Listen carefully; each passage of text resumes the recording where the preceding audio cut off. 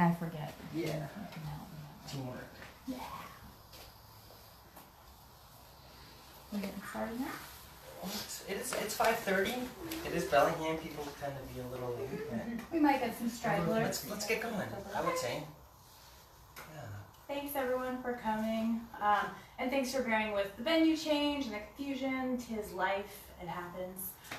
Really, really blessed to have this space that welcome to us that we can use tonight. Anybody needs to use the bathroom. Bathroom is through this door, through the kitchen. I haven't been there myself, but I'm told it's easy to find. So this event is brought to you by the Identity Movement and Cascadia Workshops. Really excited to do this. I've personally found so much reward from NVC in my life over the past year since it's come to me. I've been through a couple study groups and now I'm actually leading some study groups, and the rewards are just so great, not just in the way that I interact with the people around me and in my life, but the way that I communicate with myself has, I think, been the most profound way that this has really touched my heart. The goal and mission behind the Identity Movement is to regenerate our community through skill building workshops, mutual aid, and local volunteer opportunities.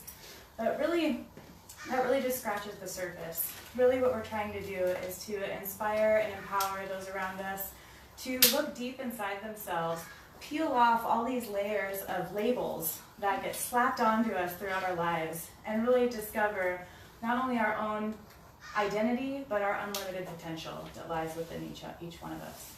So really, really excited to welcome Alan.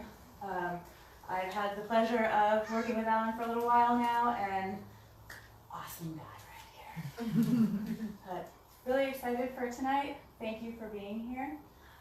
If anyone's interested, we're going to be in the next month, probably next month, we're going to be starting our next round of study groups.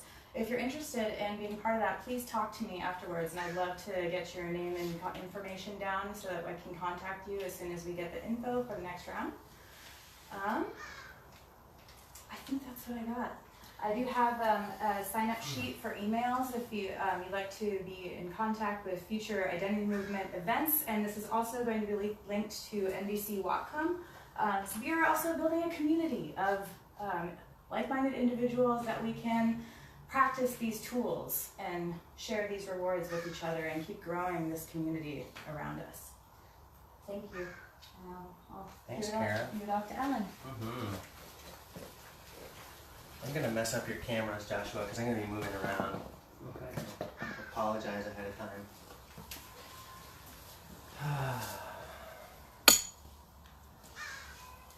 So, I want to set the tone for our next hour and a half.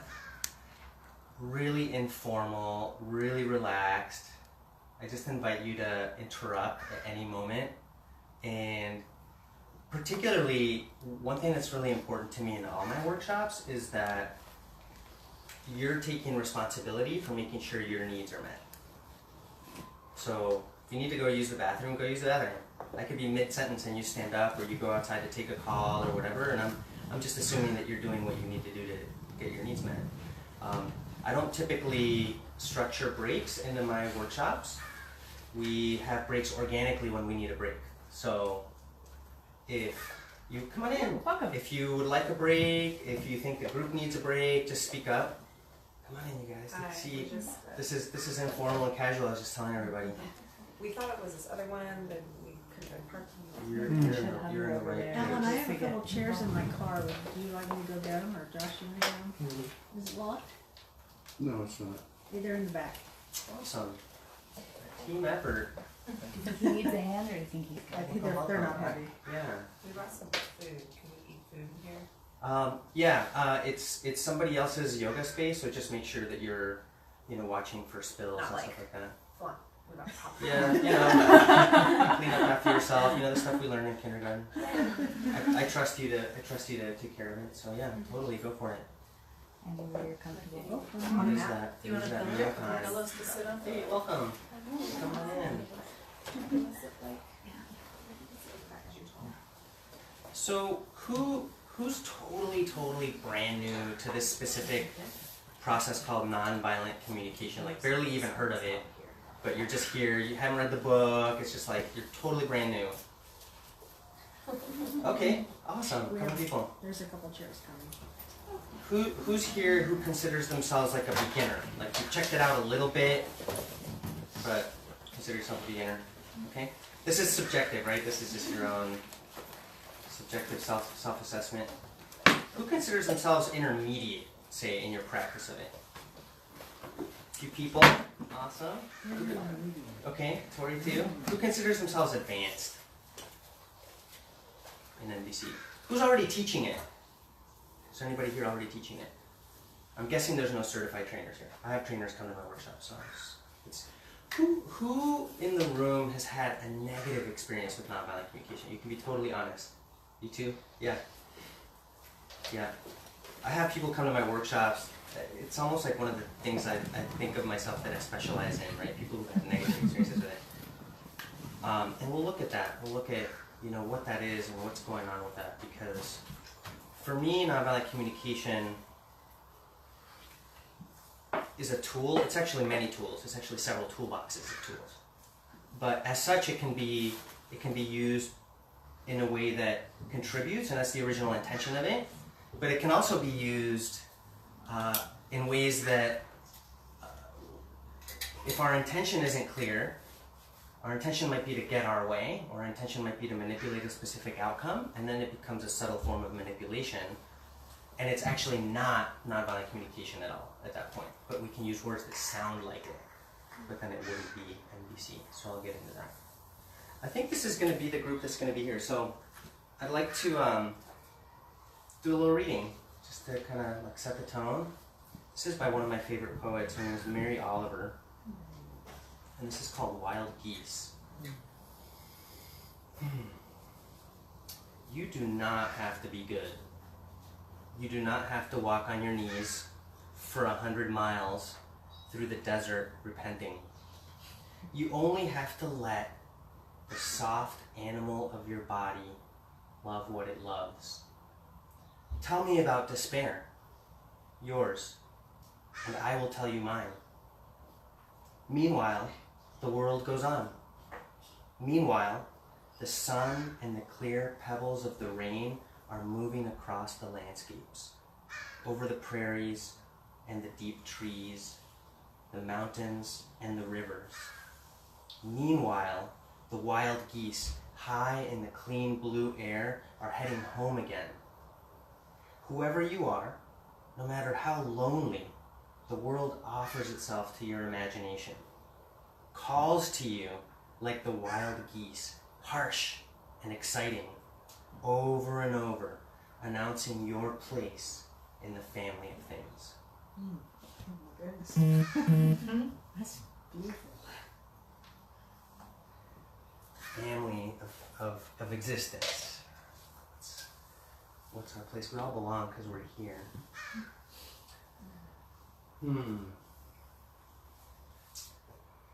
So I already said interruptions are okay.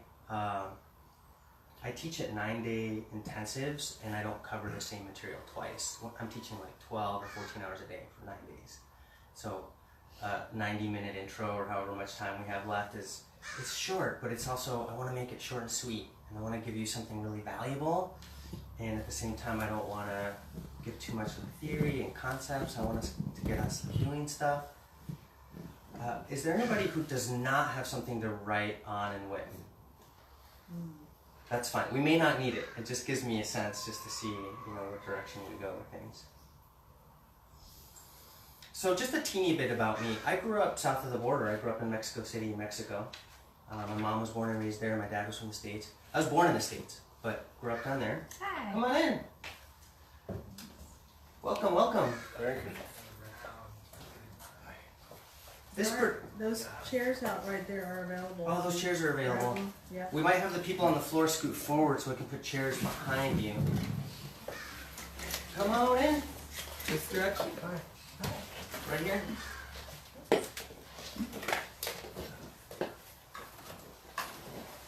Welcome, welcome.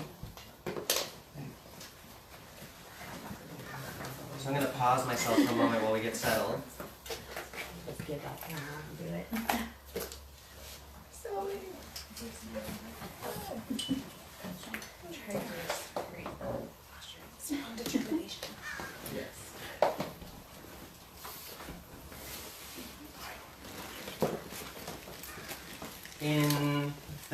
90s, I had a job working with high school students. And one of the groups that I was working with had a lot of conflict in it. And so I took a workshop on conflict mediation. I want to learn how to work with these teens. And at this workshop, I met my first mentor in this process, nonviolent communication. And at that point, we started inviting Marshall Rosenberg, the guy who created it, to the Seattle area about twice a year. So that's when I started studying this, was 1995, with the guy who created it. Welcome, come on in. So I've been studying this for about 23 years. And some people are like, what? You look too young. So I'm just going to tell you I'm 47. So I started in my 20s. And I've been a certified trainer for about 15 years. So that's just a little bit of my background in this material.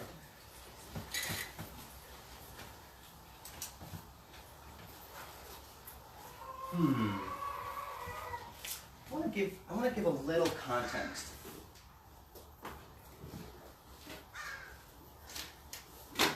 I had a man reach out to me who he teaches at an MBA program at a local university. He has an award-winning blog, and he was looking for a business partner. Somebody put us in touch, and I talked to him on the phone. I said, I'm not your guy, but if you want to meet, we can still meet. So he came out to my office. I live in Kendall, about 40 minutes out from here. And we had a great conversation, and at the end of it, he says, Alan, something I want to share with you. And he said, I sold about $30 to $40 million worth of consulting based on this one diagram. Do you want to see it? And I was like, yeah, I want to see it. So then he showed me the diagram. And it's what I'm going to draw for you on the board in a second. And after showing me the diagram, he said, you can share this with anyone you want. You can do anything you want with this. So I get to share it with you.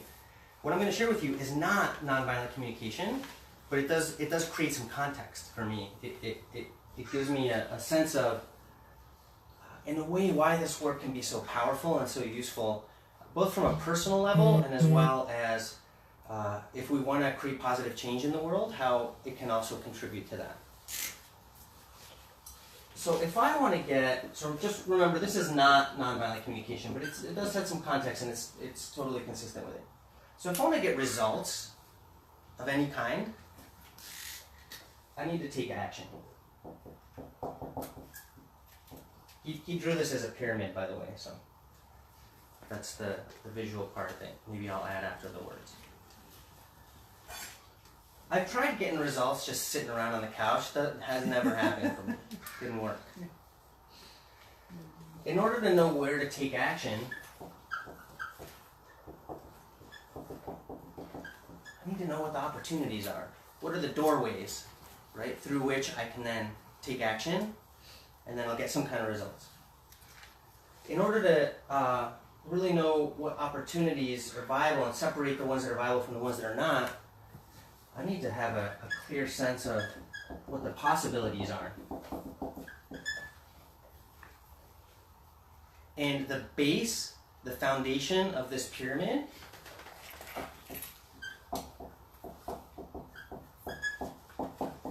is the relationship.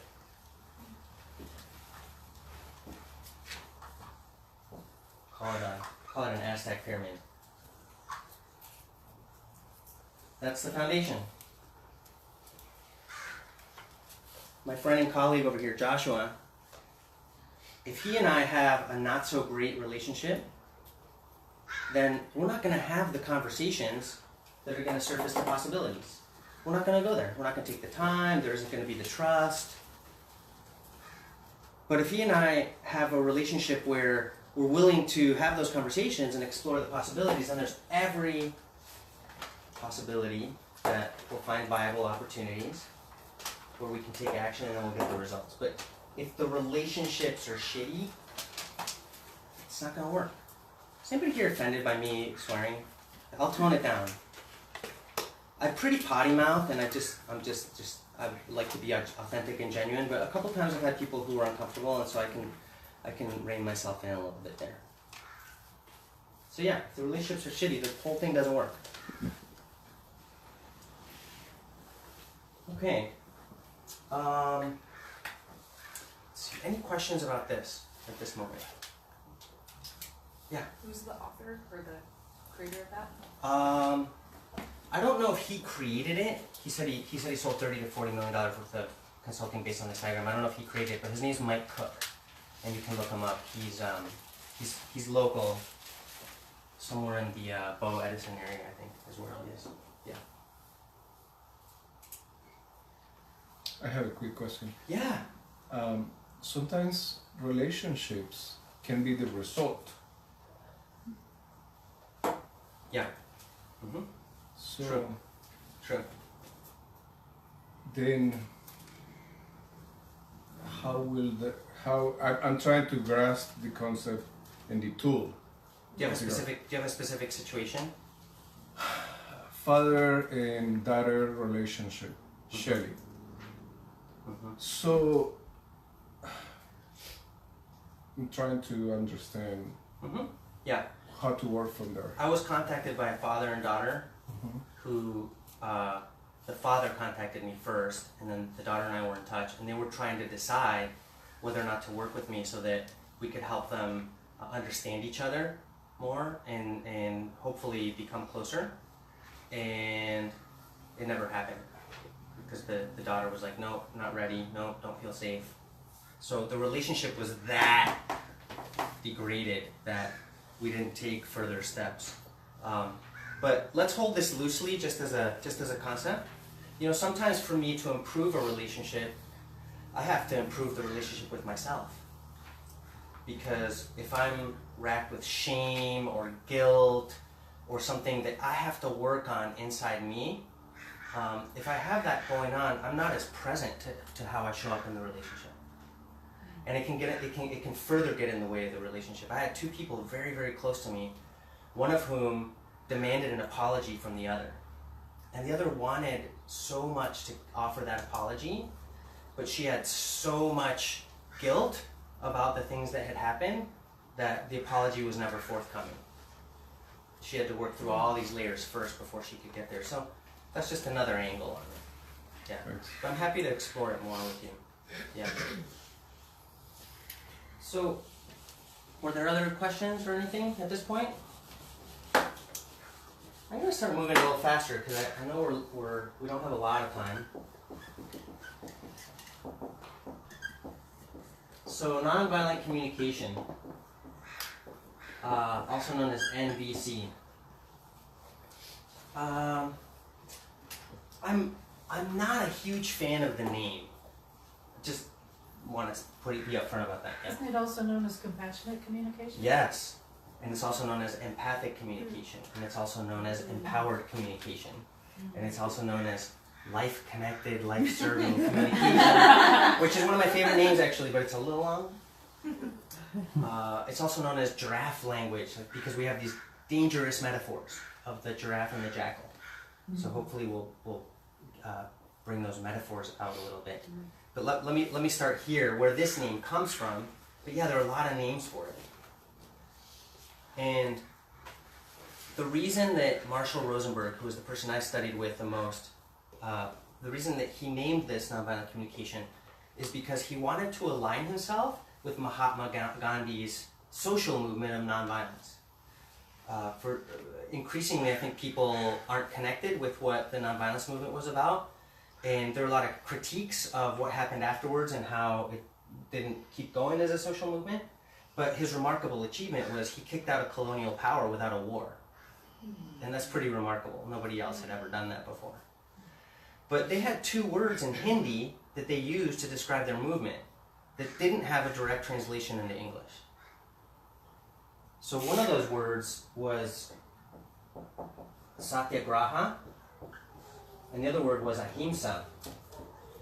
No translation, no direct translation. So satyagraha is a little bit like soul force or soul truth or the power of the truth. And ahimsa is a little bit along the lines of I am not your enemy or harmlessness toward all beings. It's a little bit akin to the Buddhist concept of loving kindness. So we took these two concepts, the power of the truth and loving kindness. In English, we called it nonviolence. Same in Spanish. Right? It just got translated as nonviolence. So, but that's really where it comes from. And my issue with it is it doesn't tell you what it is, it tells you what it's not. I saw somebody at a store once looking at Marshall Rosenberg's book titled Nonviolent Communication, and they were like, this must be for violent people, so it's not for me. Yeah, and that's really not what it is at all. Right. So we do have these other names: compassionate communication, empathic communication, because empathy is so much a part of it. How we show up, how we're present, how we listen to others. One of the workshops I've taught once was titled How to Speak So Others Will Listen, and Listen So Others Will Speak. Parents of teenagers love that title, as you can imagine. So, and then we have these metaphors of the giraffe and the jackal. One of the things that the giraffe and the jackal enable me to do is they enable me to stand up in front of a group of people and play with puppets. But that's not really the purpose of it. And the jackal gets away with saying stuff I might not get away with saying, in some contexts. But really the idea behind these metaphors is that, for example, the giraffe is one of the land animals with the largest heart. And it's tall enough that it has this perspective that anytime we meet our needs at the expense of somebody else's needs, in the long run, our needs will not be met. Like anytime I set up a win-lose outcome, even if I win, in the long run I lose. Because we're all interdependent. We're all interrelated.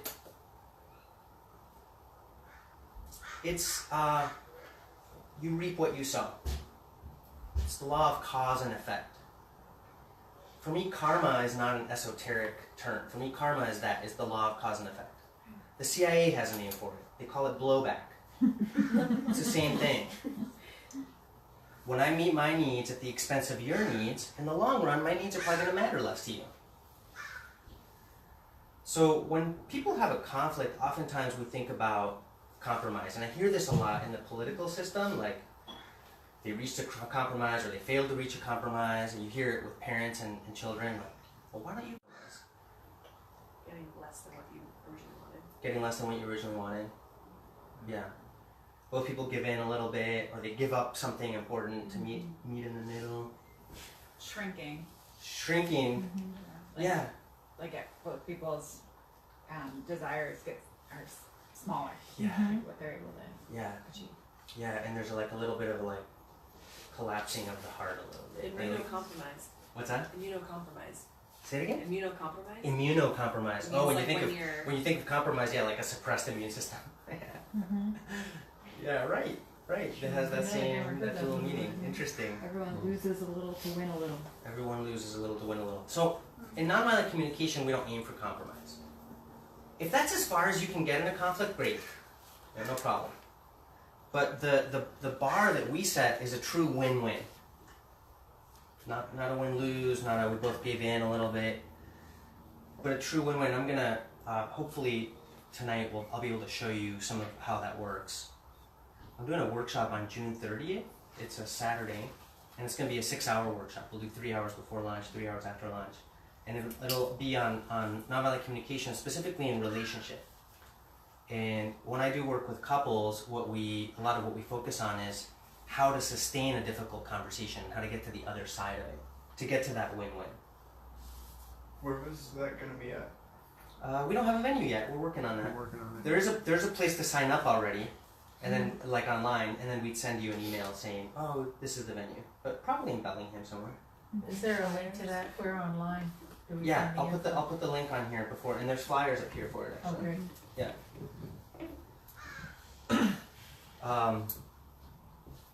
So we're aiming for a win-win.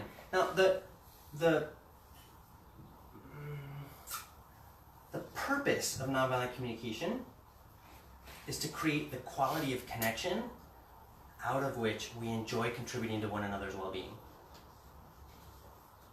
This super simple concept, quality of connection, is really important, and I like to harp on it because it's so key. Who here has had a dinner guest? And that dinner guest really enjoyed what you made for them? Yeah? How did that feel to you? Good. Yeah, super satisfying, right? There's that natural joy of giving that happens, right? Now imagine that dinner guest threatens you to feed them. What happens to that natural generosity? Goes away. Yeah. or they guilt trip you into feeding them. Lynn, if you really cared about me, you'd make me dinner tonight. Okay. Pack your bags, we're going on a guilt trip. So if they threaten you to do it, or they try to guilt you into doing it, or they pressure you, welcome Shannon, come on in, find a place to sit. Then it doesn't work. So it turns out that this natural joy of giving, this natural generosity, is something that human beings love. We just totally get off on. But it only works when we have choice. As soon as we feel manipulated, pushed, coerced, forced, tricked into it, just anything like that, forget it. I don't want to do it. It's no fun anymore. So when the quality of connection is high, we naturally fall into this spontaneous generosity. That's the purpose of this, is to create the high quality of connection out of which we spontaneously want to contribute to one another's well-being. I mentioned Marshall Rosenberg. Marshall traveled the world something like 45 years, training people, mediating conflicts. And he said that in every culture, he saw people playing one of two games. I think we're logisticizing in the background how to let somebody else in. That's got magnets in the middle. There you go. Come on in. So Marshall Rosenberg, who traveled the world 45 years, training people, mediating conflicts, he said in every culture people are playing one of two games. One of those games is called Who's Right and Who's Wrong. And the other game is called How Can I Make Life More Wonderful? That's the game we're playing when we're in the mindset of nonviolent communication. So think about when you've been super disconnected from somebody. Like just really disconnected. The slightest thing they do is really annoying, isn't it? Yeah, like the way they walk, the way they dress, the way they breathe, the way they blow their nose. It's just like it's highly irritating. It's like, When the quality of connection is low, forget it. You know, it's just When the quality of connection is really high, imagine somebody that you feel very connected to, and imagine they like accidentally dent your car, or they spill a pot of coffee in the middle of your living room. What's your response? Yeah, you're like the most understanding person in the universe, right? Yeah. So that's what. So Marshall was a student of Carl Rogers, a famous psychologist. And one of Carl Rogers' concerns at the time was, how come authentic human connection can be so healing? So what Marshall decided to do was to distill the essential elements in language that contribute to this high quality of connection. So that's where nonviolent communication comes from. Now there's a speaking side and a listening side. Any communication process has speaking and listening, or giving and receiving. In NVC we call them honesty and empathy. On the speaking side, on the honesty side, the purpose of NVC is, how do I speak my truth? How do I share my perspective, what's true and real for me, in a way that's most likely to be received with understanding by the other person? In a way that's most likely to elicit a compassionate response. And also that's most likely to result in my needs being met, in a way that's in harmony with other people's needs. That's on the speaking side. On the listening side, how can I be in the face of blame, judgment, criticism, verbal attack? Has anybody ever had that experience? you're in the face of judgment, criticism, blame, some kind of verbal attack. How can I be in the face of that, and instead of hearing judgment, blame, criticism, I'm able to tune into what's important to this other person at the level of their values or their needs, like what's in their heart, so that then I'm not getting as defensive. I'm able to stand in a more compassionate place, and I'm much more likely to diffuse the situation or turn it around somehow. So that's on the listening side, and these two parts work together. If we had a lot more space and some more time, I'd love to do like some movement exercises based in Aikido, which is a martial art of peace, that help ground this in your body. We have a trainer coming from Poland in February who does a lot of nonviolent communication in a way that's embodied, and I'm going to encourage her to do a lot of that when she comes. So that's in February. Her name's Aga. She's coming from Poland. So it's exciting to have this group with Joshua and Kara and other people, because we're putting on more of these things for the community. We think it's one of the things the world needs. And we get to invite awesome trainers from other places too, so that's kind of fun. Okay. Well, let's talk briefly about the thinking and language that blocks connection. Because I want us to be really clear. What's the thinking and language that gets in the way of the quality of connection we're looking for? Are there any questions so far? Anything at all?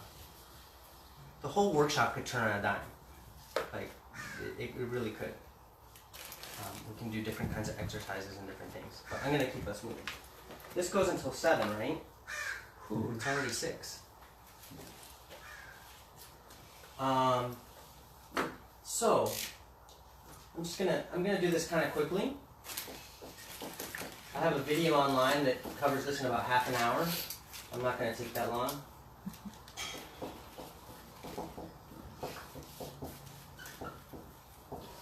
Denial of responsibility. These are diagnoses. Denial of responsibility. Demands, or concept of deserve. And coercion, also known as jackal motivations. Diagnoses, I'm not talking about valid medical diagnoses. I'm talking about pigeonholing other people, putting people in a box. You are. I was driving here and somebody cut me off on the road and I rolled my window down and I gave him the finger and I yelled, "You asshole." And the theory behind that is that the person is then going to start reflecting on their own driving, and they're going to start caring about my needs for consideration and safety on the road. Now, Dr. Marshall Rosenberg, who had a PhD in clinical psychology, if somebody cut him off on the road, he'd roll his window down, give him the finger, and yell, "You psychopath!" In other words, there's such a thing as professional jackal. Like all levels here. Jackal is my shorthand for life disconnected, life alienating thinking and language. We'll just call it jackal. It's a linguistic shortcut. Going back to these dangerous metaphors. One of the reasons they're dangerous is we can start thinking that there are people who are jackals and there are people who are giraffes. And then we're right back in this type of thinking that has rigid concepts of good, bad, right, wrong, and who is what. And then we know who deserves to be punished or rewarded. So we want to use these metaphors kind of lightly. So obviously not a true story. Well, I hope it was obvious. Not a true story. But it's an example. Now, diagnosing can look a lot of other ways. It's not just judging and pigeonholing, but also any time that I believe my story about what's going on inside somebody else. So like, I'm talking to someone and I can say, "Oh, I can see you're very angry about that." That's a diagnosis. Because I'm interpreting that they're angry. They might say, "I'm not angry, I'm just a little frustrated." They get to be the final authority on what's happening inside them. Not me believing my story about what's going on in them. Like, for example, Lisa, the other day when you yelled at me for no reason whatsoever. Which didn't happen. But where's the diagnosis? When you yelled at me for no reason whatsoever, what's the diagnosis there? No reason. Yeah. Like, I'm the authority on what's going on inside her. That's a diagnosis. Believing my story about what's happening inside you. It's disconnecting. This is just the type of thinking and language that's going to get in the way of the type of connection we're looking for. Denial of responsibility can look tons of ways. Let's pull out a jackal puppet to play. If the puppets offend you, I've had a couple people over the years didn't like the puppets. You can put them away. I had an engineer at the Public Utility District. I was doing a training for the whole staff at Public Utility District. One of the engineers was really offended. "I didn't come here to be treated like a 4-year-old. Get a Punch and Judy show." He was really upset. And I'm going to show you later how we have 4 options how to receive any message. And that's how I listened to him when he was really upset at this training. That'll be fun to go into that. So denial of responsibility. This is a school teacher. I have to give you grades. It's school policy. Instead of, I choose to give you grades because I'm choosing to keep my job. That's more honest. Or, I choose to give you grades, and this is the value that I see in grades. Rather than, I have to, it's school policy. That's a cop-out. Just saying. Or, policeman. I have to give you a ticket, it's the law. As opposed to, I'm choosing to give you a ticket because I have a contract with my employer and I'm choosing to be of integrity with this contract, and so I'm choosing to give you a ticket. Or I caught you doing 80 and a 20 and I value safety, so I'm choosing to give you a ticket. Here's another one. It hurts, Mommy, when you don't make your bed. Instead of, right, it hurts me. Right, there's the guilt trip again. So rather than, this is why I value you making your bed. This is why it's important to Mommy that you make your bed. Or there's certain things I want you to learn when you're living with other people, and making your bed is part of that.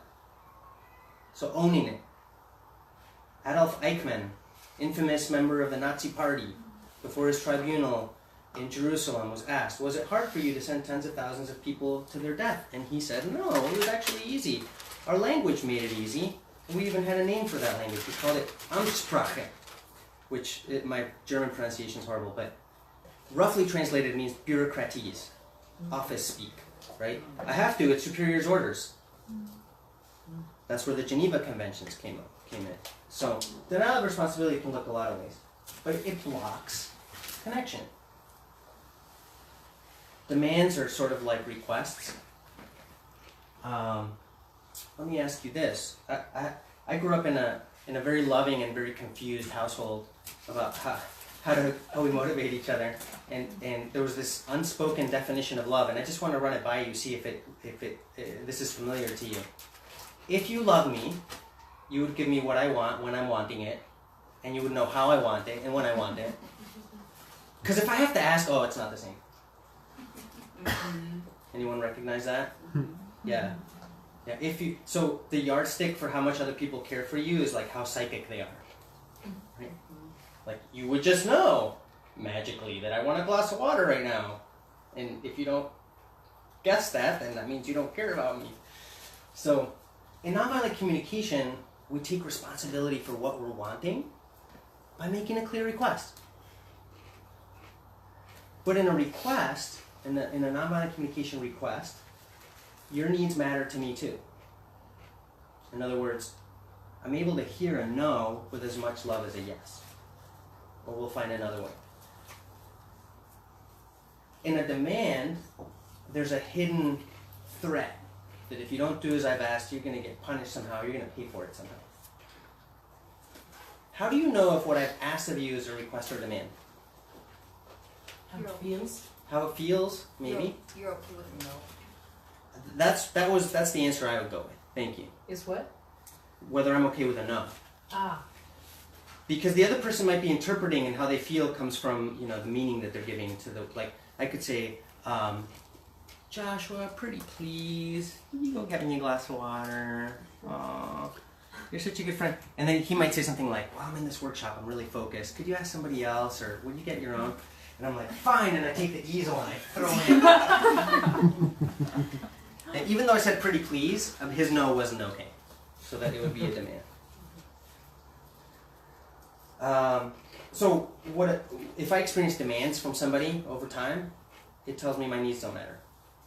They just want it their way. It's like my way or the highway. So that's going to get in the way of the quality of connection we're looking for, where we have this natural generosity that we were talking about earlier. Deserve is also known as justification of reward and punishment. I just had a little nuance on demands. Please. Differentiating demands from boundaries. Say it again. Differentiating demands from boundaries. Yes. So I think a lot Yeah. with parenting, it's like, no, you can't go out on the road. There's no other option for you. Right. This is not a negotiation. Totally. It's not a request. It's like the law. Yeah. Yeah.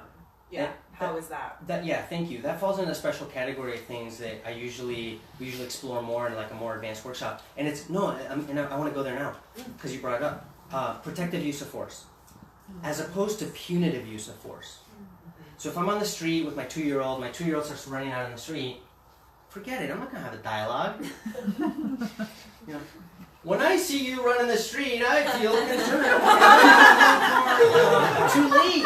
Done that. You lost your child, man. Yeah. So I'm gonna use my strength. I'm gonna use my force against their will in order to protect life. Now, if I was coming from a punitive mindset, it would be like, you stupid little boy, now daddy has to spank you so you learn about cars. That would be punitive. Protective use of force can be just as passionate. So nonviolent communication is not about being nice, just to be clear. It's not about being nice, especially if nice is not authentic. It's about being real. How can I be real in a way that's also human, right, and compassionate?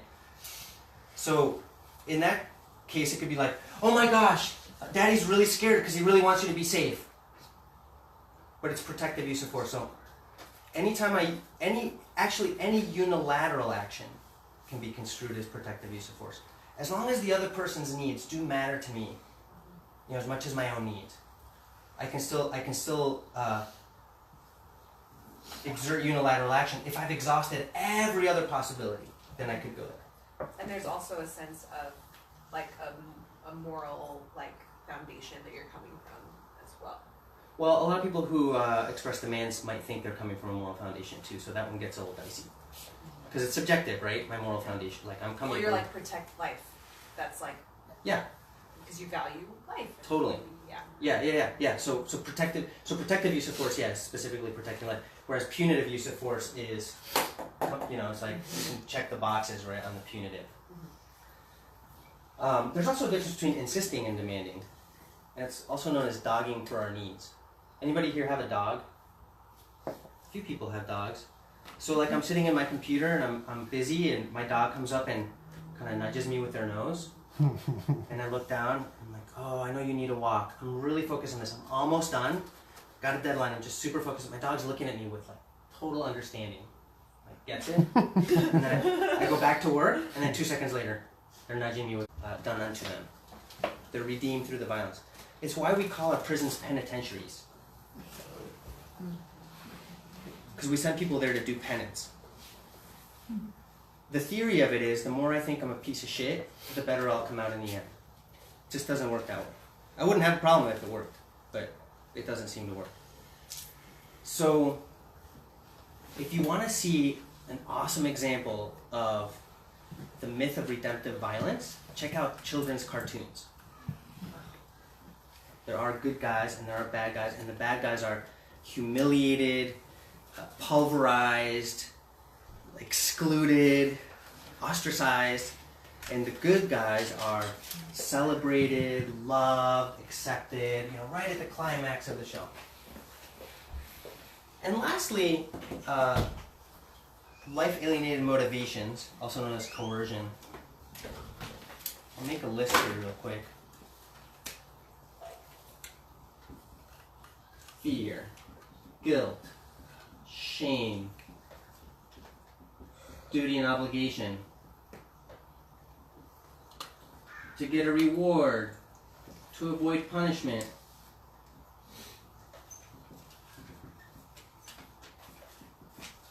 out of shoulds or have tos.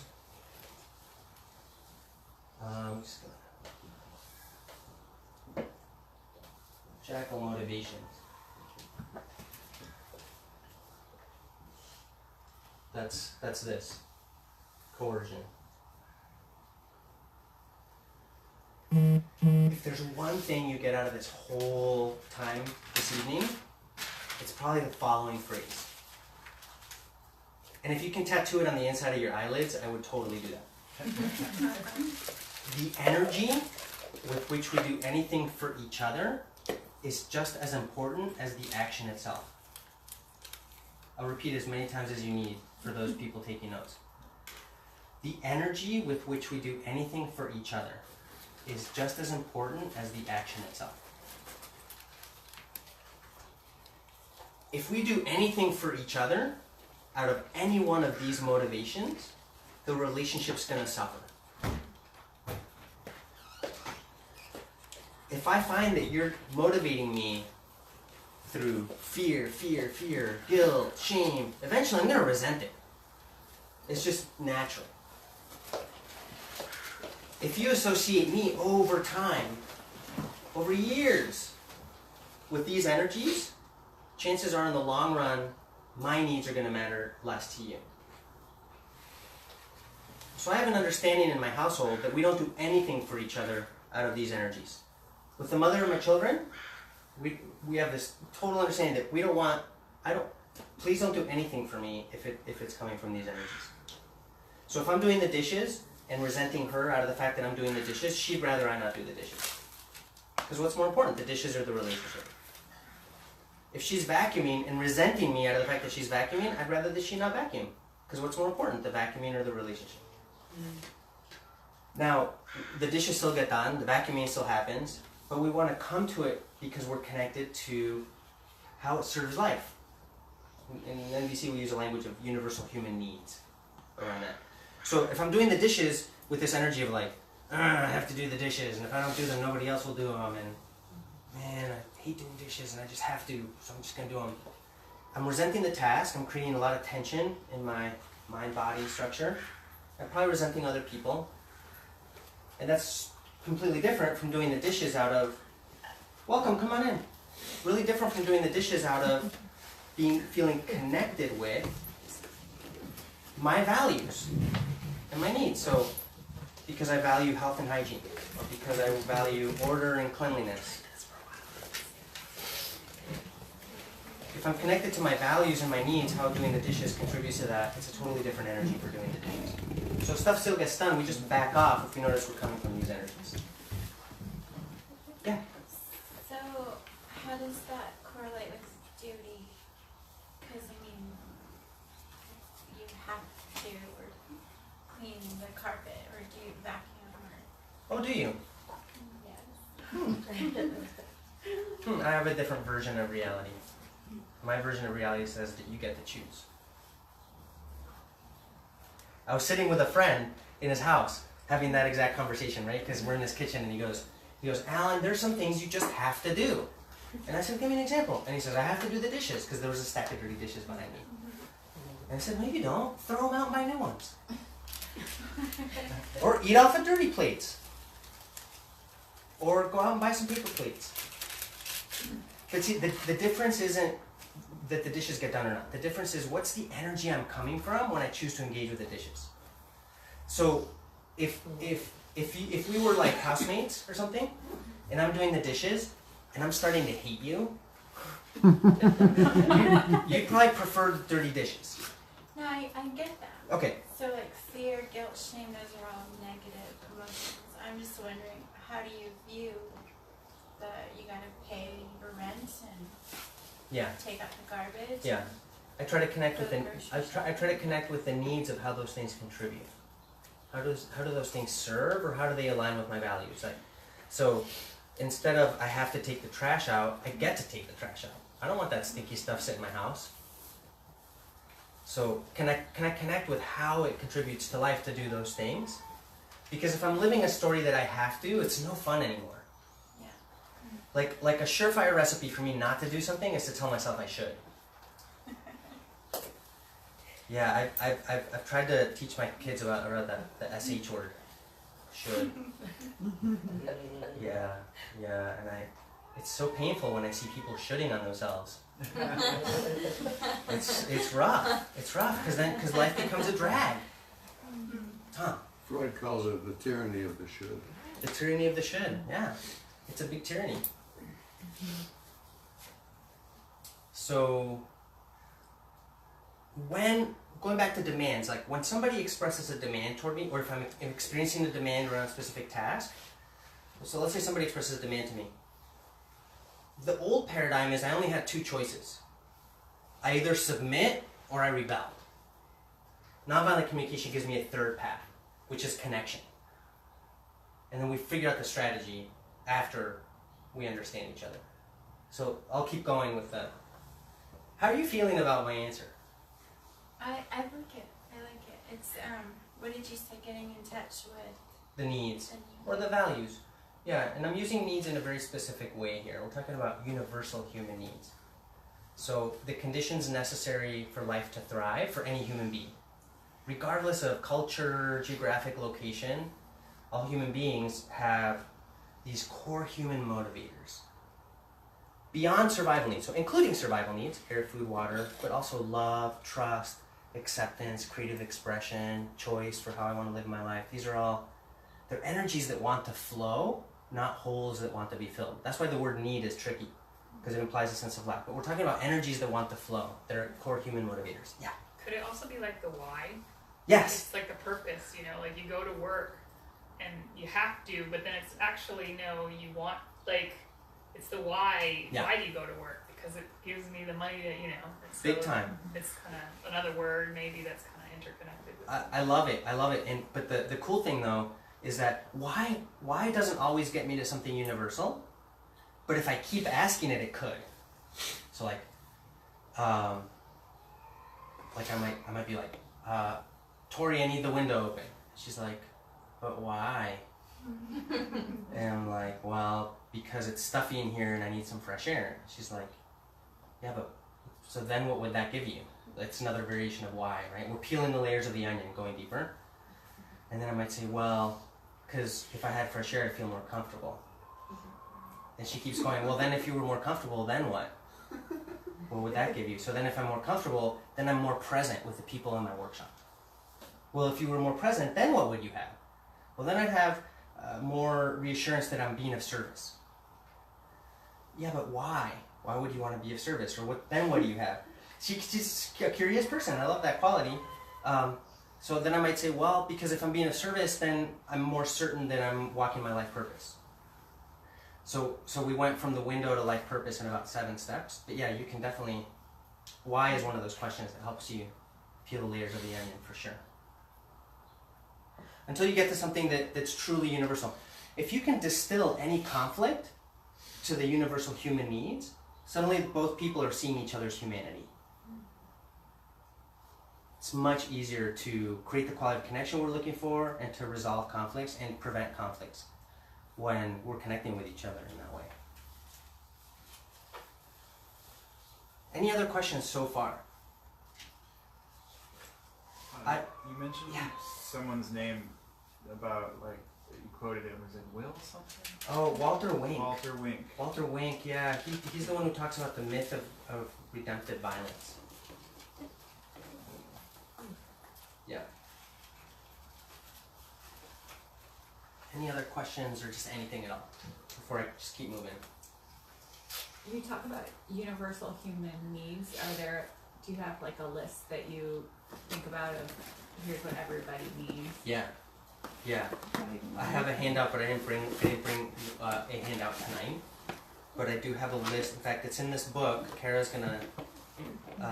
Will you hold up the cover of the book just so people can see the?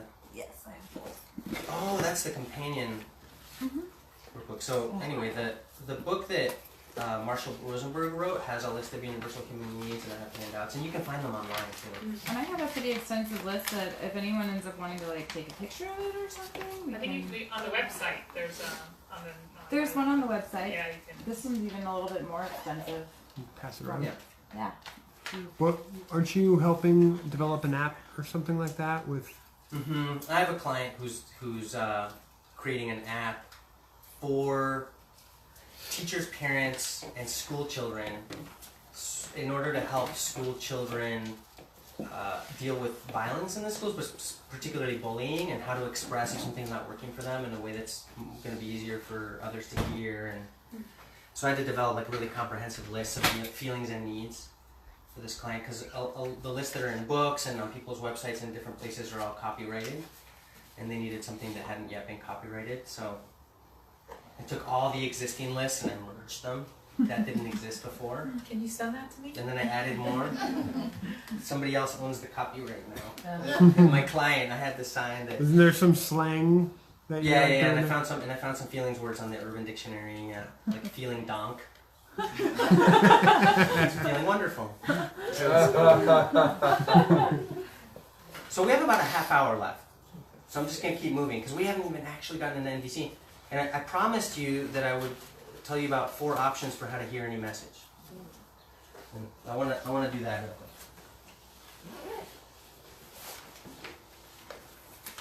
I've got some high-tech devices here to demonstrate.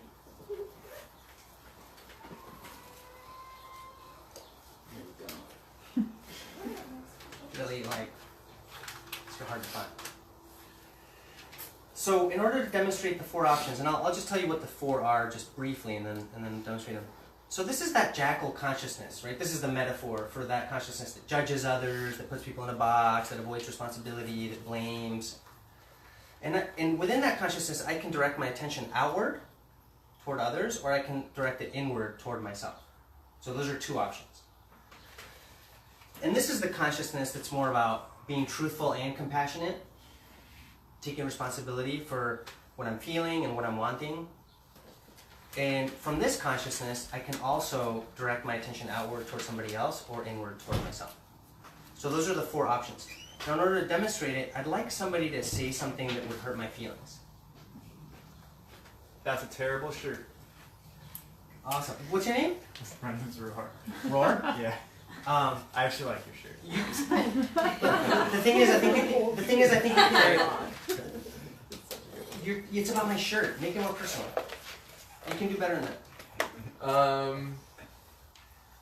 Oh, that's not so personal. I was gonna say, when you read the word donk in the dictionary, I think you actually pronounced it wrong. It's dank. Dank? Yeah, that's not personal, sorry. Yeah, it's Zach, right? Yeah. So, yeah, no, insult me. You suck. Thank you. So I'm gonna have you say it a few times, just so I can demonstrate each option. Was that okay with you? Okay. So with the jackal ears outward, I'm gonna judge her back. Go ahead. You suck. Oh yeah, screw you. You suck worse than I do. So like that. We're just gonna get into this butting heads but the jackal ears outward are almost like an armor or a shield, right? I'm not gonna let your judgment penetrate. Yes, I'm gonna send you 10 more judgments like that. You just kind of escalate. So now I'm gonna demonstrate with these inward toward myself. One more time. You suck. Oh shoot, I probably do suck. Right? Now I'm gonna internalize her judgment and probably feel terrible about myself. Yeah. So with these ears facing inward, I'm guaranteed to experience some form of shame or guilt or depression. And with these ears facing out, I'm almost guaranteed to experience some form of anger or rage. And some of us are earbidextrous. All day. You suck, I suck, everybody sucks, especially me. Yeah, it's really just not very fun to live in that world. And if we were doing a longer class, I do a multi-session, like a skill building intensive. I'm going to do another one in the spring. And one of the things that we do in between sessions is I give people stuff to practice, and then we come back and we debrief. How did that go and how was that? And one of the very first things we practice is just going out and noticing where your consciousness is during the day, just throughout your day, and then we come back and we debrief, where that was at. So those are 2 of the 4 options. So now the giraffe ears facing inward. So first I'm going to connect with my heart. So one more time. You suck. So I get to connect with what's going on in here. So I'm like, ouch. Okay. Feeling some sadness because I really have a need for acceptance. Notice how different that is from judging her back or judging myself. It's just like, oh, what was arising in me was acceptance, and maybe it was sadness. Or maybe what's arising in me is I want to be seen differently. Like I have a need for understanding, and what's arising is irritation. It could be that. That's still different from judging her or judging myself. It's just like, oh, what's alive for me? Understanding, and I feel a little irritated. So again, I don't have to escalate it. So now one more time. You suck. Now I get to connect with what's in her heart. Now it might be that whatever just happened maybe it's her needs for consideration weren't met, and she's feeling a lot of disappointment. It could be that. Now, if I believe my story and I say, this is what's happening for you, now I'm falling into diagnosing. So it's an empathic guess. It's like, I wonder if this is what's going on for her. Notice that I haven't even said anything to her, it's just where my attention goes. My attention can go to like, what a bitch she is. Or it can be like, man, I do really suck. Or my attention can go to what's happening in my heart. Like sadness, wanting acceptance. Or it could be, I wonder if she has a need for consideration, or maybe she's wanting to be seen for what she has to contribute in this moment. And I can check it out with her. So those are the 4 options for how to hear any message. And of these 4 options, I can keep them to myself in silence, or I can express them out loud. So that gives us 8 possibilities. Yeah? Could you actually give the example of what you would say back to her on that last option? Sure. And I'm gonna, the most important part of what I'm gonna say to her is, at the very end, it's called a question mark. I'm gonna ask it as a question. Are you feeling a lot of disappointment because you would have liked more consideration in our other interaction? Like that. Yeah. And then she gets to check whether it's a yes or a no for her. And your guess doesn't need to be entirely accurate. The other person will correct you. I'm demonstrating that I care and that I'm trying to get it. That's the important part. I don't know where this falls into place, but there was like I'm sensing it's this because of this, and even if it is an empathic guess, there's kind of a, like I've felt with folks that use a kind of similar formula that like, I have to respond yes or no, when maybe some parts were yes and some parts were no, to like a reflection like that. So I wonder how, like, moving forward with different formats of questions. That happens all the time. Oh, okay. So how to move forward with different formats of questions? Yeah, so that it's not, because like maybe there was like a certain component of your reflection that was true, and a certain part that maybe wasn't true, and then how does that leave space for her to kind of explore that if you're like, have giraffe, like compassion giraffe ears. Yeah, this happens all the time in a very close relationship that I have, where I'll give a reflection and the other person's like, and one thing that's going to really help for quality of connection is slowing down. Especially if you're doing the listening side. And so she's going inside and I'm just giving her space. And she's like, yeah, kind of. It's a little bit more like this. So then she shares back, like, it's a little bit more like this. So there's a back and forth that happens that allows us to kind of to hear each other and connect with each other. So does that answer your question? Yeah, with that particular personality that's like reflective and that's in a mode to be like, oh, I heard that you're, because like you can give the giraffe ears and someone can still go back at you with jackal. Yeah. Yeah, we have no control over what ears the other person's going to be wearing. So I could. What if they didn't want to give you anything back? I could say I love your shirt, and the person could get offended. Really. What if they don't give me anything back? Yeah. I still have 4 options for how to hear that message. I can judge them for not giving me anything back, make them wrong about it, just silently. Just I can just be like this, but I'm like judging you. Or I can judge myself about it, like, gee, maybe I said it wrong, or gee, like, maybe they don't like me because I'm such a bad person, and and I'm just making up this story. And I have the other 2 options, like if I'm tuning inside, feeling a little uncomfortable because I'm wanting more connection here. That might be what's happening for me. There's a difference between intellectually figuring out what's happening inside you versus making direct contact. And that's one of the things that's part of the practice, is like contacting feelings and needs rather than figuring out feelings and needs. And again, I can tune in just in silence, or I can say it out loud, but just like, I'm wondering, and so in silence I might say something like, I wonder if this person's feeling kind of guarded because they're needing more trust and safety before they open up to me. Again, it's a wondering so that I'm not diagnosing. It's where my attention goes that's the important part, because the words that follow are going to be poles apart if I'm in one mindset versus the other. Yeah. So of your 2 options with the giraffe, how do you just in the moment decide which giraffe version you're going to do? Or is it sort of happening simultaneously and you're sensing from the other person if they're even open to you Yeah. reflecting back? Or? All of it, all of the above. Usually it happens when I'm connected with myself. It just becomes clear which way to go, and with practice it becomes more clear. So for example, if something's going on for you, and I notice that I can't give you empathy, I can't be present for you really in an empathic way, it means that I need empathy. If I can't be present and hear you out, it's because I have something going on for me that needs to be heard. And I'm wondering if that addresses partially. That person may not be the person to give you the empathy that you need. Correct, and perhaps not in that moment. Empathy is a universal human need. We all want to be understood and gotten. Empathy from a specific person is not a universal human need. Okay. That becomes a strategy. Okay.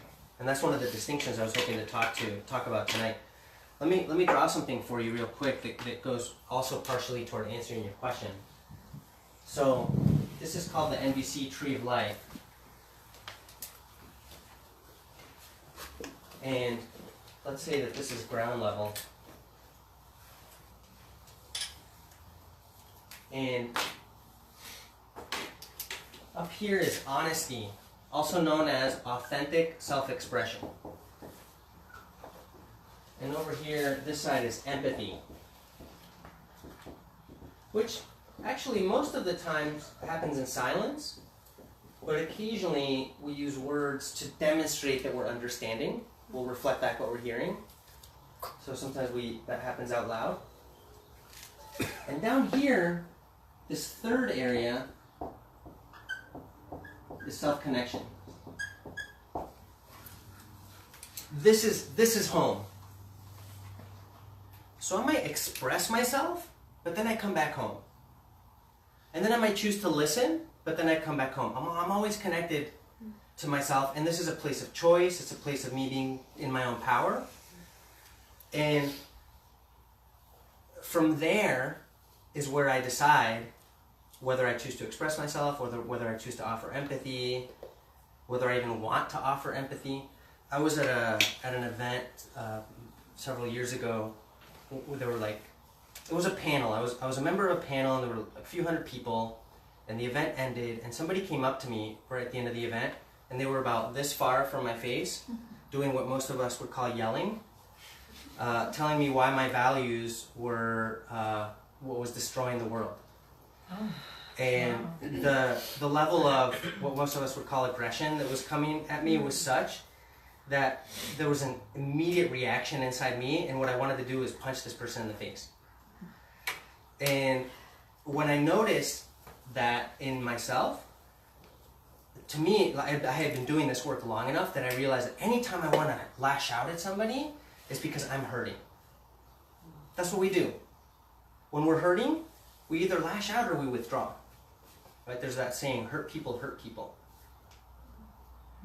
So I've gotten to the point where most of what other people say to me I can hear as either a please or a thank you. But at that moment, noticing that I wanted to punch this guy, I was like, whoa, something's going on inside me. So I turned my attention inward. I went here. And I realized, man, I feel a lot of disappointment because I value a different way of interacting with people. And I'm feeling kind of irritated because I'm really wanting to be seen differently. I'm wanting some understanding. That happened in about 2 seconds, and then I was back, and I was able to go to empathy. I was able to be present for him. And then I was able to reflect out loud. Sounds like you got some values that are really important to you, and you want to protect the forests and rivers and habitat, and the thing that this event was about is really concerning to you. And he's like, yeah, and the problem with you is that you want to pave everything. And then at one point, in retrospect, I might have been able to stay with him in empathy a little more, but I ended up going to honesty, and I said, feeling really confused right now because did you not hear me speak and hear what I said? Because what he was saying and what I had said didn't match. And so we did a little back and forth, and he ended up walking away. But going down to here, being connected with myself, it's like I could have chosen to follow him. I could have chosen to pursue the conversation. I could have chosen, but I chose not to. And it was out of my connection with myself that I made that choice. So from here, you can make these different choices. However, I want to point one thing out. This is a limiting factor or a supportive factor to these other two. and I'll explain that. If I'm not connected to what's happening inside me, how honest can I be with you? I can be honest and say feeling disconnected from myself, like maybe that much, right? If I'm that self-aware.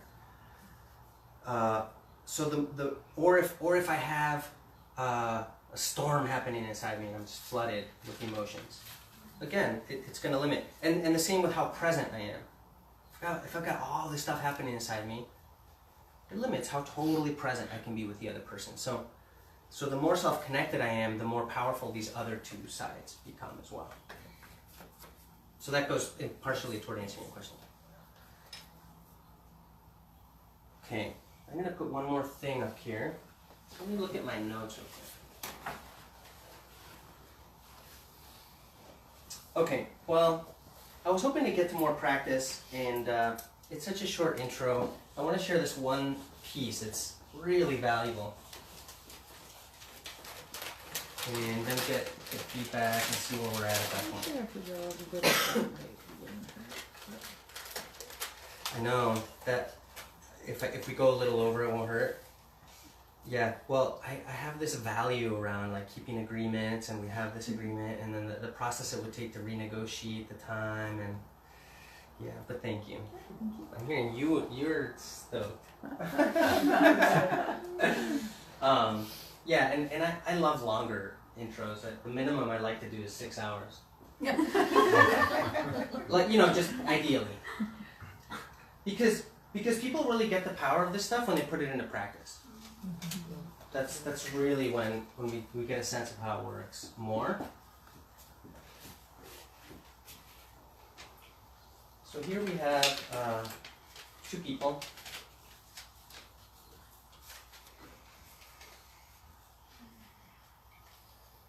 How I am and what I would like, how you are and what you'd like, and then down here is some solution or strategy.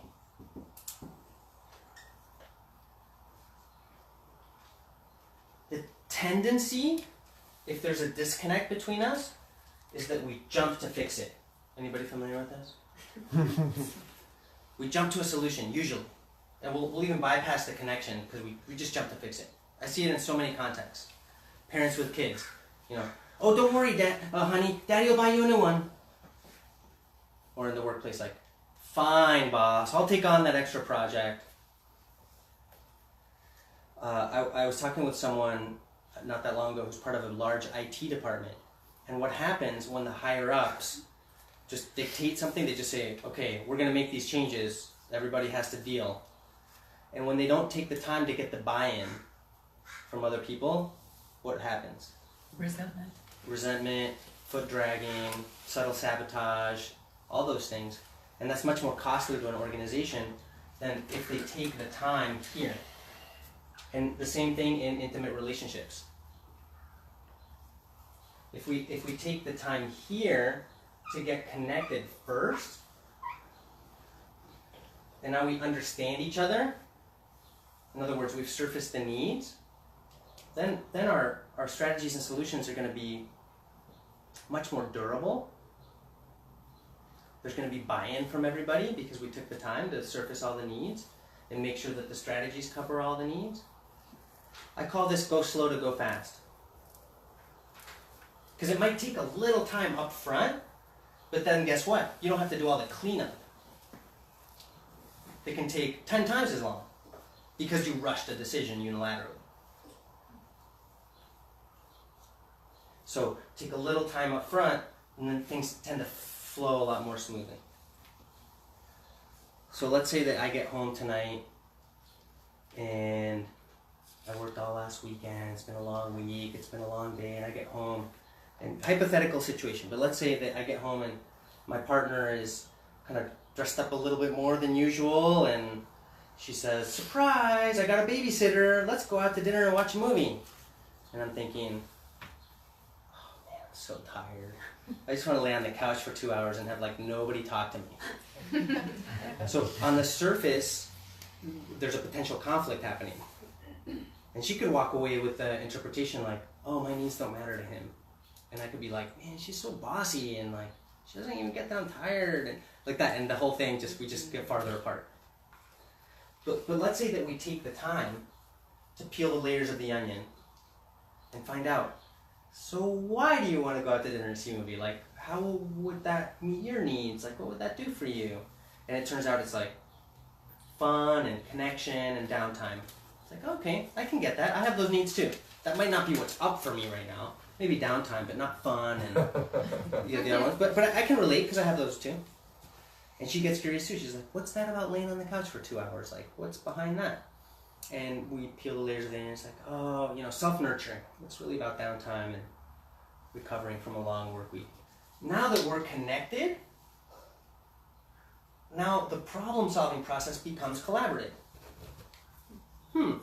What strategies could we come up with that could meet both the needs? So she might suggest something like, what if we send the babysitter out with the kids and we get takeout and watch a movie at home? Would that work for you? Or, I realized, oh, you know what? I've got all day tomorrow off. And I have a genuine shift. I'm not giving in, I'm not giving up. Just a genuine shift, like a change of heart. You know what? Let's go out to dinner and see a movie. Now that sounds fun because I can just like chill out all day tomorrow. So whatever strategy we come up with, for any set of needs, there could be 100 strategies, or 1,000, or 10,000. But we need to get clear what the needs are first. We create connection, then the problem-solving process becomes collaborative, and we can find solutions that really meet all the needs. I'll give you one more example of this distinction between needs and strategies, because it's so key. And if you want to avoid conflicts, say in your own life, or help other people avoid conflicts, having this differentiation is going to be really useful. And I'll just give you an example that I like. It's convenient, and for me it's very clear. I have a need for safety and protection. We all have that need. My strategy when I get home might be I go out and I get to know all my neighbors. And once I've gotten to know all my neighbors, that strategy contributes to my need for safety and protection. Another one of my neighbors, the way they handle that need for safety and protection is they triple bolt their door and they close all their blinds and they hide under their covers. Like that's their strategy that contributes to their need for safety and protection. Another one of my neighbors, same need, safety and protection, but they go out and they buy a couple of assault rifles. Same need, safety and protection, just totally different strategies. Conflicts happen at the level of strategy, not at the level of needs, because we all have the same needs. So if we can, now this is really key, and I want this to sink in as much as it can. If we can let go of our strategy, the way we thought our needs had to be met, and create connection just on the needs, we're more likely for our needs to get met, even if it looked differently than how we originally thought. As a practitioner of nonviolent communication, I'll never let go of my needs. I won't give up my needs. In fact, I will fiercely protect my needs. But I'm willing to be totally flexible on strategy. I'm willing to let go of any particular way I thought it needed to look. I'm open to looking some way I never even imagined, as long as the needs are met. And it's more fun when we can create a win-win. If I'm living in this world of who's right and who's wrong and who wins and who loses, it's not as fun for me anymore. It's kind of a drag. But when we can create win-wins, that's so much more fun. Questions, comments so far?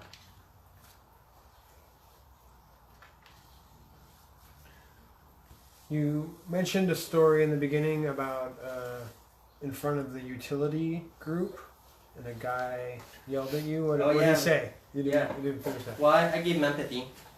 So he was, where are you? Here you are. I didn't come to get a Punch and Judy show. I didn't come here to be treated like a 4-year-old. So first I took it in, right? I was like translating and I was trying to get it. And I thought, sounds like you really want to be treated in a way that recognizes your intelligence and that, yeah, that's right. yeah, I really wanted to be treated like an adult and with respect and consideration. Yeah! Like that, and I just hung in there with him. And eventually, his energy totally softened, and he like was helping us like carry the whiteboard out. It was like super friendly after that. Because I just demonstrated like I was willing to get it. I was willing to be like, oh, I get what that would be like. Yeah. And then I was also able to clarify, you know, the intention of them is to be as metaphors and to clarify, you know, certain elements, but I get that they didn't work for you. So yeah, that's basically what happened. I was willing to hear his needs. So you had to kind of let go of how his strategy made you feel. Like if he's yelling in your face, you just kind of had to tune into his needs and then just kind of let go. I wasn't triggered. I wasn't triggered. Okay. If I had been triggered, I would have done what I did in the other one where I wanted to punch somebody, where I would have turned my attention inward, given myself self-empathy. So that might have sounded something like the top level might have been like, what the fuck is this guy's problem? Because that's what happens for us, right? And then we start to translate, like, okay, I'm feeling some irritation because I'm really wanting some understanding about these tools that I'm bringing to the workshop. And then, boy, I really value when people are open to learning something new and they don't get hung up on details. So what would that be like? Openness to learning or humility, something around there maybe might have been valuable for me. If I'd gotten triggered by him yelling at me, oh boy, I really value kindness a little more. So I started with my judgment that came up. Marshall used to say, enjoy the jackal show. Start with the judgment, I enjoy the jackal show, and then I can translate into the needs. There's a story I tell a lot about when I was putting gas in my car, and somebody pulled in to park and they threw a lit cigarette in the direction of the gas pumps. And I thought I had to dive and cover, right? And nothing happened. And then I noticed that I was like, what a fucking idiot. And then I noticed my heart was pounding really fast and my palms were sweaty, and I thought, oh, I'm scared and have a need for safety. And the judgment was still there, and I thought, yeah, I'm feeling super irritated because I value self-awareness and self-responsibility. So that's all it took was for me to translate my judgments into feelings and needs, and then I went and gave the guy feedback. And this is a big guy. I was risking getting my butt kicked or worse. People get shot for less. But I went into the convenience store, and he's right there at the front of the line. And I said, excuse me, I feel a little nervous saying this, but when I saw you throw your cigarette in the direction of the gas pumps, I felt super nervous because I really value my safety. Right then, a woman who was with him, who was behind him in the line, she popped her head out from behind him in the line. She goes, what's he saying to you? And then he turned to her and he goes, no, it's all right. He's right. And then he turns to me and he goes, thank you. Cool. And I'll tell you 3 things that really helped that go the way it went. First thing was, I transformed the judgment that I had. Like, I enjoyed the jackal show. What a fucking idiot. And then I allowed myself to translate it into, oh, this is what's happening. Like, I'm afraid, I have a need for safety, I feel irritated because I really value self-responsibility and self-awareness. If I hadn't translated the judgment and had gone to give him feedback with that energy, I would have said something like, what's your problem? Are you stupid? You know, I would have done something like that and not created the connection that was there to be had. Second thing that really worked is I started the conversation with, excuse me, I feel a little nervous saying this, but why do you think that might have helped? Because it puts you in a position of self-awareness, first of all, that you're not focused on the other person and their behavior necessarily. And also kind of puts you at a vulnerable position. Yeah. And lets the other person know you're not coming from a power stance. Yeah. In NVC, vulnerable doesn't mean weak. Vulnerable means like transparent, you know, real. And that's exactly part of it. When you're vulnerable in that way, it invites the other person's natural compassion. Yes. And the other thing is that unexpressed emotions can come across as aggression, especially nervousness and fear. Because when I'm afraid, I'm really intense. It's so easy to read it as aggression. So by saying, excuse me, I feel a little nervous, yes, I made myself vulnerable, but it just took the edge off the conversation right there. So that was the next thing. The other thing is I kept my observation really clean. I said, when you threw your cigarette in the direction of the gas pumps. I didn't say when you stupidly threw your cigarette, when you mindlessly threw your cigarette. I had all those judgments, but I just didn't think they'd serve. So those were some things that contributed in that interaction. And that was just one of those spontaneous things that happens in life. And so that's where I would love everybody here to have like their black belt in nonviolent communication, because stuff does happen out of the blue that then we need to, if we can, that's when we rely on our skills. I'm trying to think, there's a quote from Bruce Lee that's not coming to mind, but it has to do with, the paraphrase would be something like, what you fall back onto isn't your desire or, but you're falling back on your skills, like that you've practiced over time. I'm interested in just getting a little feedback from everybody. I didn't even go into the actual model because there are some specific tools. I'll give you. I'll lay this out real quick, and then I'd love to hear from everyone. But the actual model that we practice in a workshop setting has two parts that we talked about: honesty and empathy.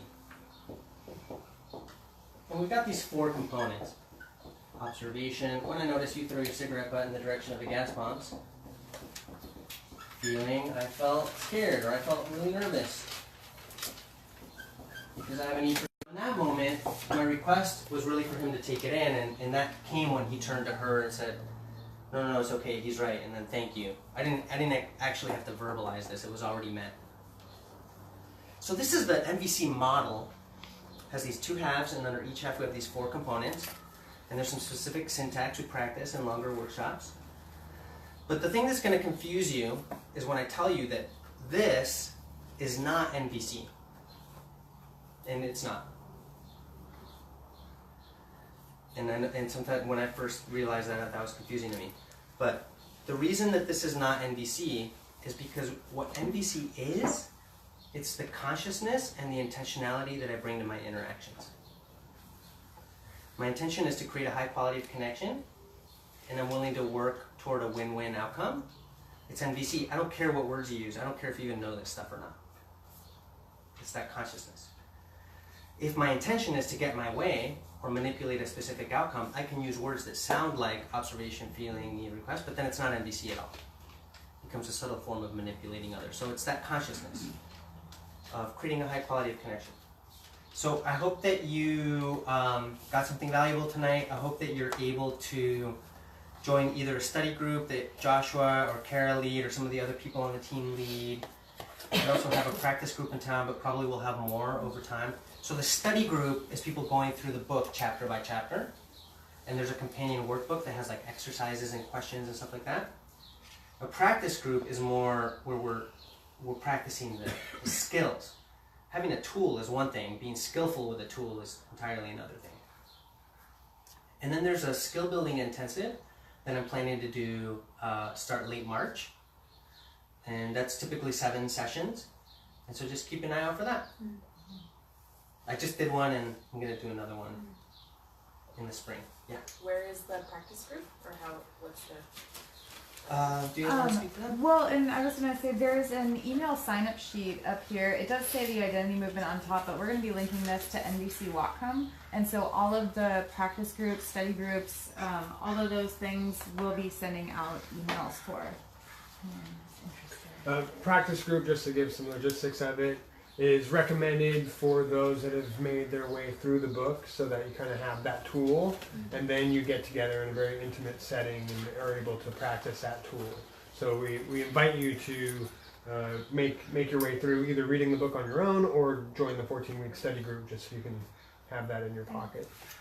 And right now the current study group that at least that I'm facilitating is we're on week 9. So at the end of the 14 weeks, we'll be starting another one. So I'll be sending out information on that if anyone wants to really make sure that you get a spot. There'll always be a spot. Feel free to talk to me, or again, just put the email down and we'll let you know. And there's a website, right, for NVC Whatcom, is that it? .com. NVCWhatcom.com. And that has a calendar with the practice and the study groups and everything, right? Yeah. So this is for the workshop coming up on NVC and relationship. That's the URL where you can register. There's flyers up here if anybody wants one. I can also pass some out. Does anybody know right now you want a flyer? And one more thing that we Just pass a have few back. is NVC Social on the 4th Tuesday of each month, where we just get together and there's NVC games that we play. Vulnerabilities. Vulnerability is sexy is one game that we play. We play some role playing. We do have some other NVC cards, and we're just trying to have a good time. And that's at Rook and Rogue? Yeah. What time? 6 to 8. You can find NVC Whatcom on Facebook too. The social is really, it's not a workshop. It's just hanging out with each other and playing games. It's pretty fun. And is that, that's at the same place each time, or? Yeah, for now. Oh, Rook and Rogue. Rook and Rogue, yeah, that's the spot, which is on, I think it's Commercial Street. It's right near downtown. Okay, Yeah. Just up the block from the Mount Bakery. And this one is on NVC and relationship. So Coming up in 2 weeks. And this will be 10 to 5. Yeah. Dawn mentioned that you may, and I might be misquoting her, have a class or something for parents. We have an all-day Saturday for parents in September. I don't have the date off my head, but I have my laptop. I could look it up if you want the date now. Yeah? Okay. I can do that. Yeah, totally.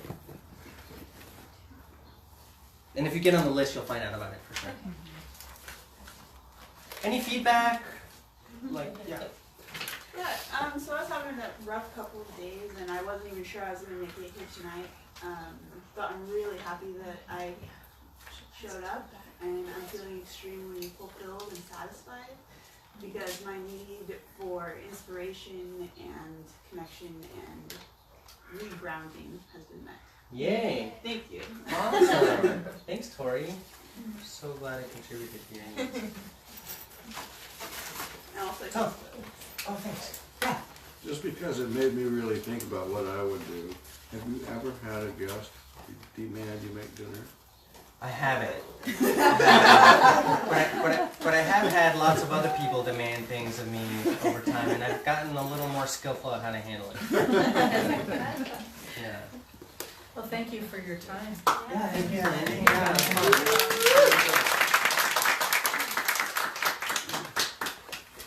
Safe travels home. Yeah, my name is Joshua, and I'm one of the co-founders for the Identity Movement. Every 2 weeks, we've been putting on skill shares, and communication and relationships is a very powerful skill to have for each of us. So if you want to present a skill that you have, please contact us, because we love to be able to create a platform for us to be able to share our natural skills with each other freely. I think this is a really beneficial way for us to come together and learn something face to face, and kind of take time away from going online and Google and actually come together and learn something of value. So, Tom? You might just mention some of the examples of some of the skills that you have had skill shares. Oh yeah. Well, 2 weeks ago we held a skill share on recognizing distortion in the news. Everybody is throwing around the word fake news, but really there's some serious issues with the information that's coming across to us. So that's actually, I'm editing the video right now, and it'll be up on our Patreon page. And so we like to videotape this and create a record and be able to share those with everybody as well. And in 2 weeks, for the fourth Thursday, which will be back at the Alternative Library, they'll be reopened again from their renovations. The next Skillshare is going to be on winter gardening, preparing your garden now for a winter harvest. By a gal from Sustainable Bellingham is going to be presenting, so that'll be really fun. So did I just hear you say the social on the 26th is not going to be at Rook and Rogue? It will be this month. No, she was talking about the Skillshare, the weekly monthly Skillshare. It was 4th Thursday. Okay, gotcha. And the venue got shifted because the other venue Under renovation. Didn't tell us they were renovating until yesterday, I think. They're alternative. Thank you all for showing. Feel free to hang out and chat, and hope to see you again. Did everybody get the email list? No. No? Pass that forward. Thanks for joining me. I haven't seen it in a while, but still have your phone number, and I'll find it. I'll put it back on the radar. When do you guys want this show? You just go leave it there. I'll take it. Yeah. Well, I actually didn't take it for a while. Thank you. Yeah, thanks for coming. You know you can. Yes. It's delicate with teenagers. I can come in with that. But Yeah. the I gotta hang out. shift is how they're invited. Yeah. Because they're You guys working on food? there, and there's this Laura will start. Yes. and what happens typically is that It's a lot of coming. you're gonna say there's a large group that love it, and then they start, they improve their skills, then the next time they have an event, the 6 will show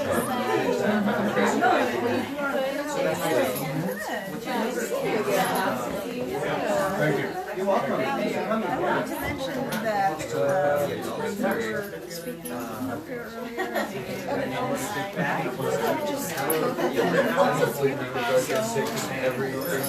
don't know what there was really all the different stuff and the students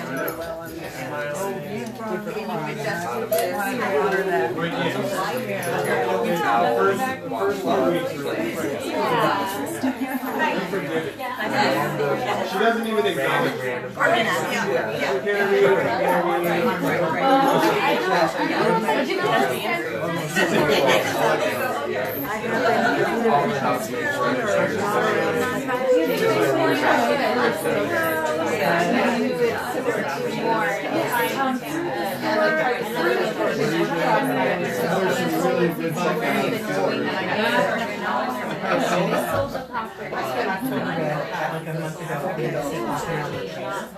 I've got to work on my You gonna meet NVC tomorrow? Because I'm filling in for Dawn and I'm waiting. I haven't prepared at all. conflict with somebody With me.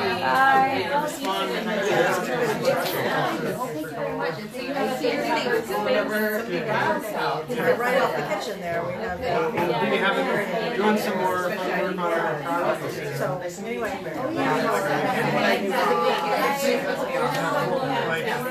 Another countertops are going to be delivered mid-July. So what's your sheet?